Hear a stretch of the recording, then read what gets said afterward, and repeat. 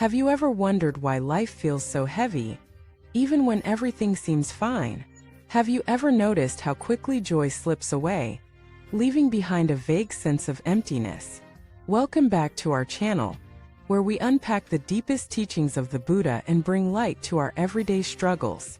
Today's episode is about a truth so powerful, yet so often overlooked: impermanence. We'll explore how this concept, often seen as sorrowful, is actually the key to lasting peace and freedom. You may have thought that happiness comes from getting what you want and keeping it. A stable job, a loving partner, a peaceful home. But what if that's the very illusion keeping you trapped in cycles of suffering? Let us begin with a simple but profound truth. Nothing lasts. That includes the good, the bad, and everything in between. Every breath you take is different from the one before. Every moment is born and dies in the next. But most of us don't live with this awareness. We live in resistance to it.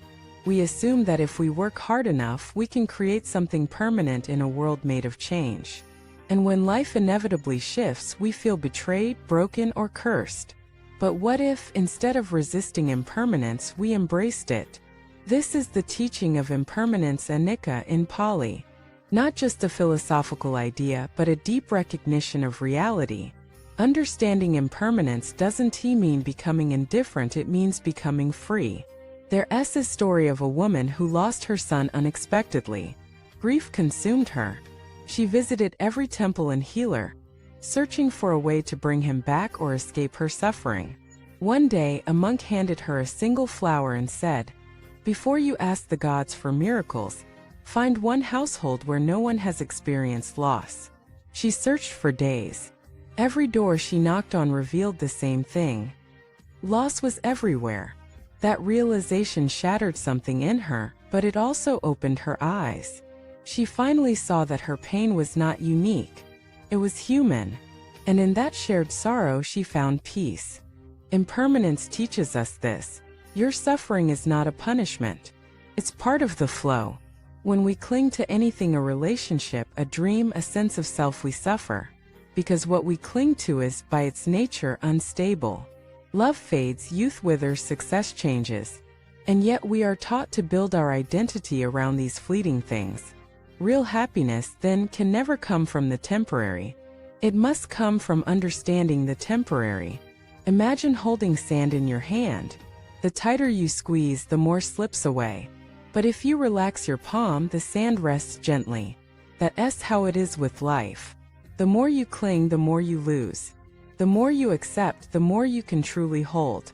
Many of us think that to live with awareness of death, change, and loss is depressing. But the truth is the opposite. When you see the fragility of life, you live more fully. You cherish people, savor moments, speak kinder words, waste less time. Impermanence doesn't rob life of meaning, it gives life meaning. Why do you cry when a flower wilts? Because its beauty was brief, and that brevity made it precious.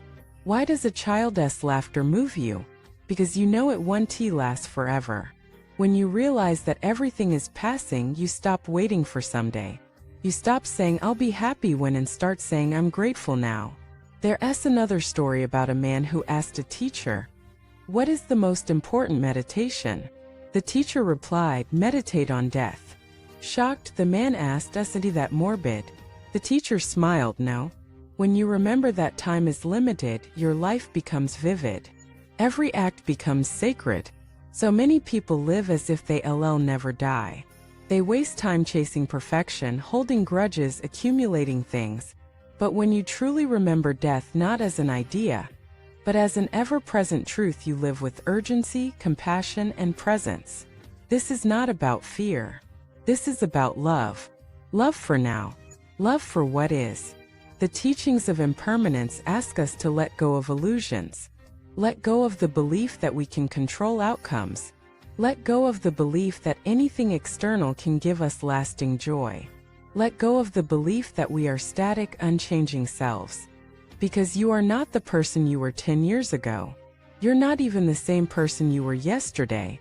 And that's not a problem, it's a miracle. Every moment is a chance to begin again.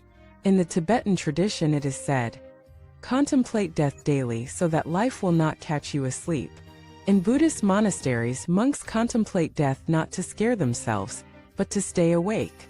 Awake to the reality that every cup of tea might be your last.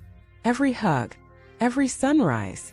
And with that awareness, life becomes more beautiful, not less. So what does this mean for your everyday life? It means when your partner is talking, you truly listen because they want to always be there. When your child laughs, you don't rush them because that laugh is a gift. When someone wrongs you, you don't hold on to anger because holding on is a waste of a life that's already short. Impermanence teaches us to love better, not less. And when you lose something, health, money, someone you love, you don't collapse into despair. You understand that loss is part of the contract of life. You signed it the moment you were born. It's painful, yes, but it's also profound. Because in loss we meet the edge of ego, and beyond that edge we discover who we really are. You are not your bank account. You are not your achievements. You are not even your body. These are temporary costumes. Who you are, your awareness, your capacity to love, your ability to awaken, those are beyond change. This is what the Buddha pointed to when he spoke of nirvana, not a place but a realization. The realization that beyond the world of changing forms lies an unchanging peace. But you must pass through impermanence to get there. And you don't need to wait for tragedy to begin. You can start right now. Look around you. What are you holding on to? What are you afraid to lose? What truth are you avoiding? Bring that into your heart. Breathe with it. Don't push it away. Then ask yourself, if everything I love could disappear tomorrow, how would I live today? Let that question guide your choices. Live kindly. Forgive quickly. Speak truth. Laugh often. Be present. Because everything you fear to lose is already on its way out. And that's okay. Because what you can never lose is your ability to wake up, to grow, to love, and to begin again. Thank you for watching this video. If this touched something in your heart, share it with someone who needs it. Comment below. What's one thing you've been clinging to? How has impermanence shaped your life? And as always, subscribe, like, and stay with us for more soul-expanding wisdom. Your journey is sacred and we're honored to walk it with you.